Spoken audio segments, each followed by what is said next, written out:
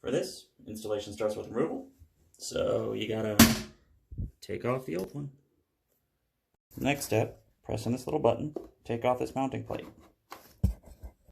Then, remove these from the packaging and place one in each of these holes, pressing it all the way down in. With the plugs in place, you put the bracket over top of your holes.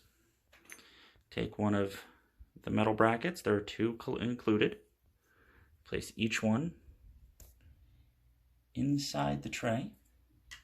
Get your stuff all lined up and set where you need.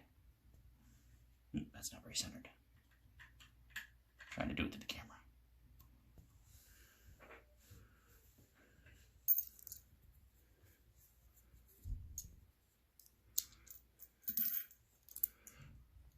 Then you place a screw with a washer down through here and tighten them down.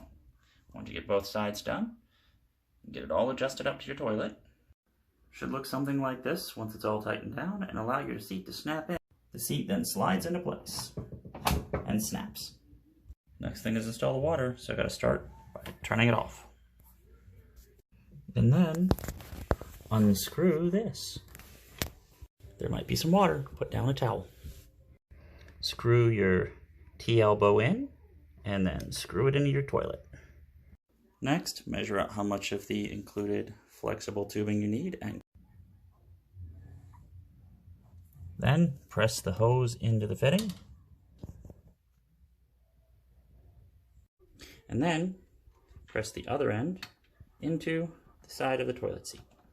Nice and Once you turn your water back on, make sure there are no leaks. And then it's time to plug it in.